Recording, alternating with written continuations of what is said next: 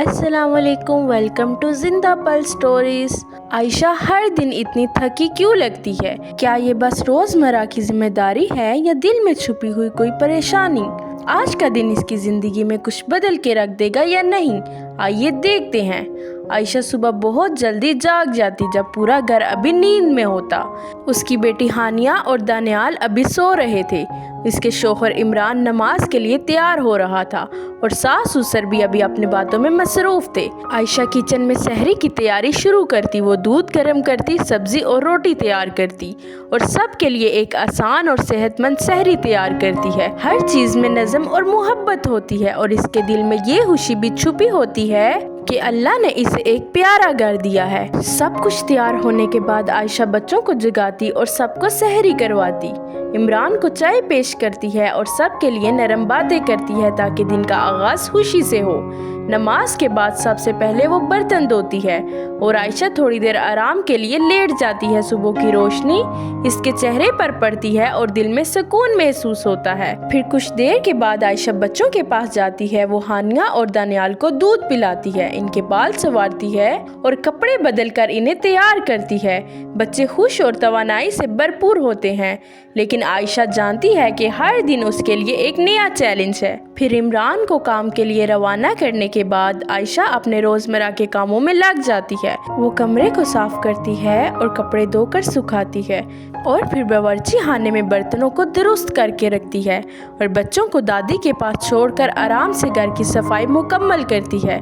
थकन ज़रूर होती है, लेकिन दिल में सुकून भी होता है कि सब कुछ अल्लाह की रज़ा के लिए कर रही है। फिर दिन के वक़्त आयशा बाज़ार जाती है। इफ्तार के लिए सब कुछ खरीदती है, फल, सब्ज़ी, मसाला, आटा और दीगर ज़रूरियात। वो हर चीज़ सोच समझ कर खरीदती है ताकि इफ्तार में सबको खुशी और सुकून मिले। बाज़ार की रौनक देखकर आयशा को याद आता है कि रमज़ान का हर लम्हा खसूसी है। लोग खुशी और बर्दाश्त के साथ खरीदारी करते हैं। आयशा मुहतात और खुशमिजाज रहती है और सब कुछ घर लेकर आती है ताकि इफ्तार की तैयारी मुकम्मल हो सके।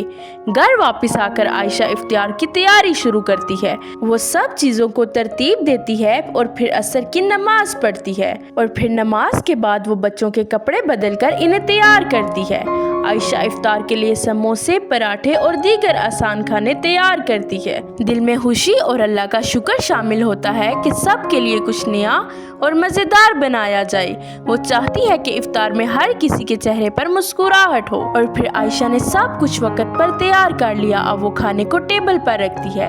सब लोग इकट्ठे होकर इफ्तार करते हैं। इफ्तार करने के बाद सब नमाज पढ़ते हैं।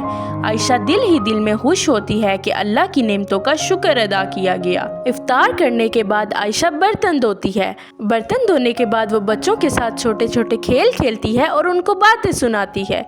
बच्चों के चेहरे पर मुस्कुराहट देकर आयशा के दिल को सुकून मिलता है। इसके बाद आयशा अपने कमरे में आकर थोड़ी देर आराम करती है। इमरान इसके आस पास आता है, इसकी मेहनत और थकन को महसूस करता है और हौसला अफजाई करता है। इमरान की मोहब्बत भरी बातें आयशा के दिल को सुकून देती हैं। ये छोटे छोटे लम्हे आयशा को बताते हैं कि जिंदगी की सच्चाई और खुशी छोटे छोटे अमल और मोहब्बत में है। आयशा दिन का एहतमाम बच्चों को सुलाकर और शोहर की हौसला अफजाई के साथ करती है। इमरान की बातें और मोहब्बत इसकी थकन को ख़त्म कर देती है।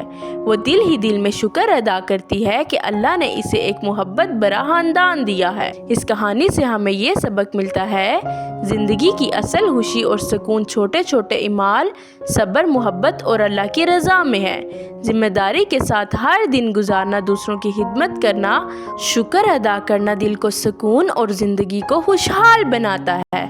तो अगर आपको ये कहानी अच्छी लगी हुई हो, लाइक और कमेंट करके ज़रूर बताइएगा। अल्लाह हाफिज़।